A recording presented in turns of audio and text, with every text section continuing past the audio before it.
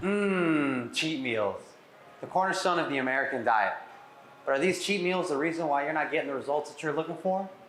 The answer may seem obvious, but there are some really serious pitfalls as to why you're not getting the results that you're looking for. Let's dive into this video today and find out why.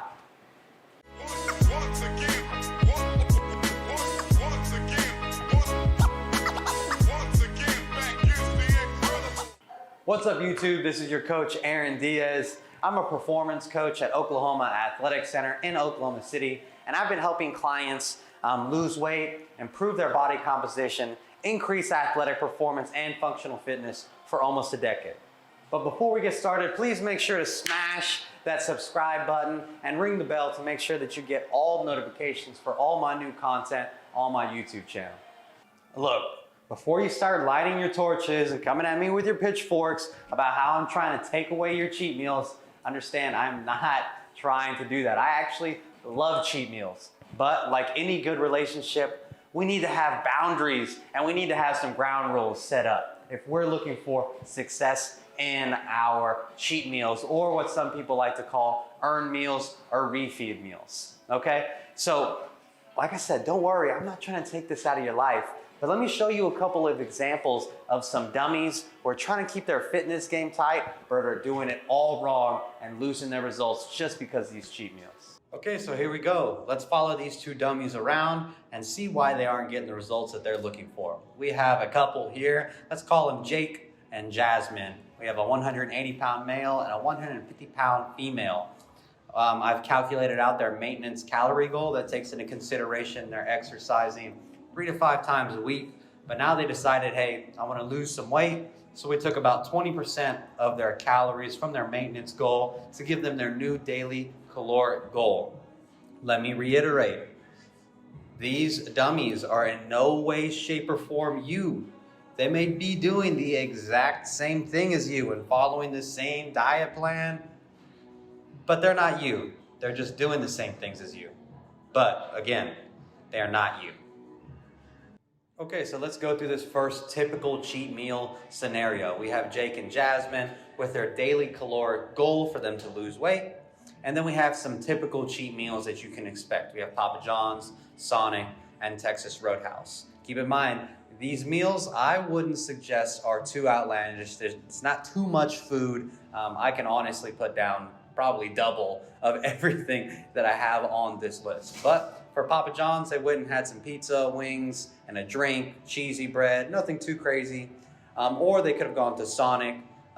Jake could have got a patty melt, fries, and ocean water. Jasmine could have got some chicken strips, tots, cherry limeade. Or they could have gone to Texas Roadhouse, had a good old American hearty meal. Okay, but the thing is you can see these calories, how they add up. I got all of these numbers off of MyFitnessPal or the accompanying website, okay? So going forward, you can see that these calories do add up. This is only one meal of their day. So let's keep that into mind, okay? You can see their totals. They're all gonna be at, if not more, than their total daily caloric goal in one meal. Okay, pressing forward, we're going to go ahead and take the average of those 3 meals and calculate it for our average cheat meal calories. Okay, let's assume these people, Jake and Jasmine, both had perfect half days. Okay, so that is they stuck on their meal plan, did everything they needed to do for the half day because they wanted to save their cheat meals. Okay, so wanted to save their calories. Sound familiar? Okay, so we have their half day, perfect half day, and we're going to add it to the average cheat meals to go ahead and give them their total daily calories.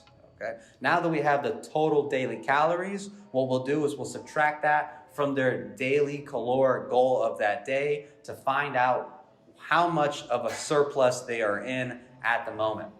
Okay, Jake is at 1210 calorie surplus, while Jasmine is at 1305 calorie surplus.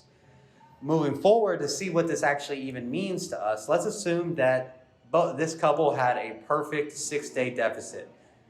Jake had a 3,000 calorie deficit and Jasmine had a 2,400 calorie deficit.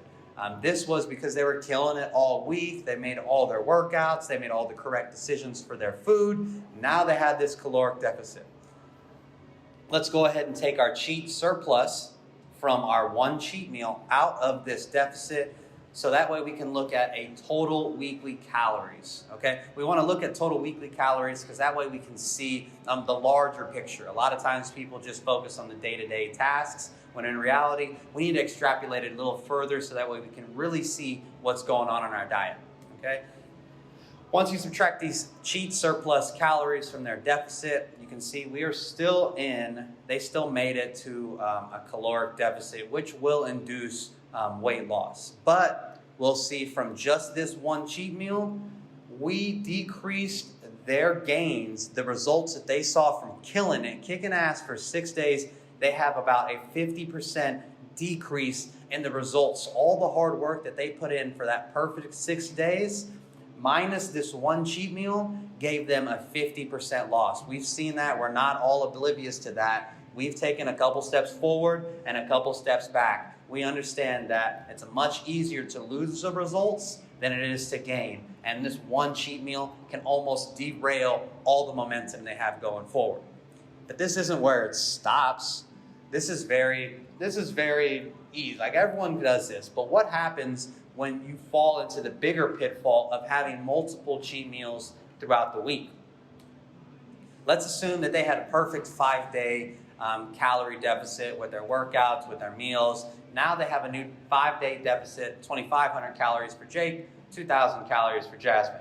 Okay, we already know the average caloric surplus that they got from their cheat meals, because let's say they needed these extra 2 days. They worked so hard for 5 days, they just wanted to go ahead and give themselves 2 cheat meals. This is not out of the ordinary. I actually deal with clients all the time suggesting this approach. Okay, so we'll multiply their caloric surplus, okay, by 2, since they had 2 of them. Okay, and we'll see once we take it all the way through the formula that we have about 100% loss on the results that they are looking for. And this is so typical of people.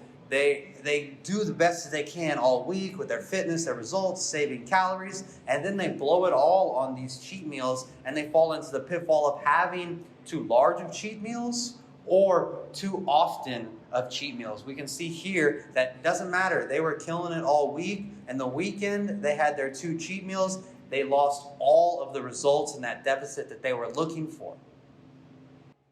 And you know, there's a lot of people that wonder why they're not getting the results whenever they're sticking to the plan. By looking at a chart or looking at your days like this, it takes the guesswork out of it. But wait, there's more. Because another pitfall that I hear so common is the all-day cheat meal, the all-you-can-eat, no-hold-bar Western diet. And what's crazy to me is that this scenario is not so much reserved for people who are killing it in the gym, but this is an average of the United States. This is a typical meal plan for somebody every single day. And we can see why at the end of this scenario, obesity continues to rise.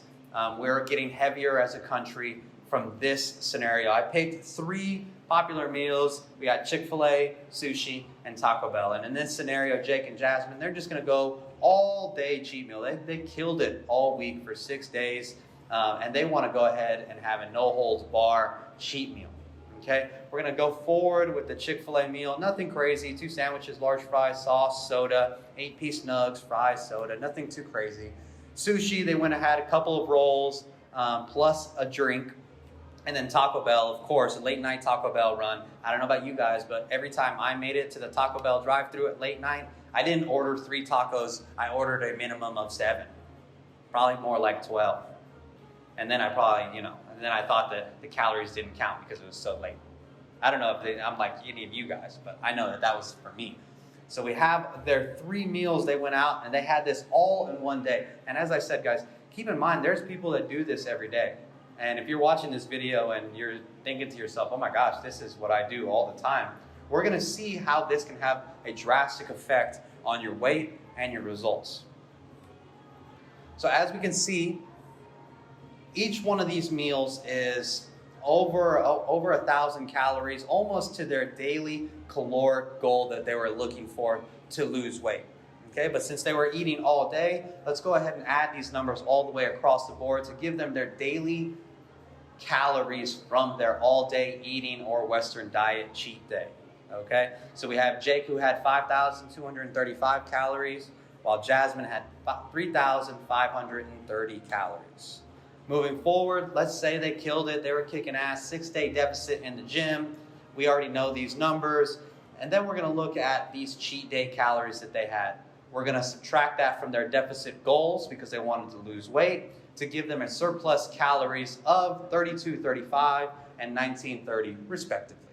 Okay, so now we're going to take that number, our surplus calories, and we're going to subtract that from the calories that we created a deficit. So we had the 3,000 calorie deficit in 6 days. We're going to subtract that from the surplus calories from their one cheat day. We're going to do that for Jake and Jasmine, and we're going to see that all of the results, the entire caloric deficit for Jake is now gone. We are now in a surplus of calories, while Jasmine just barely made it and still has a 470 calorie deficit.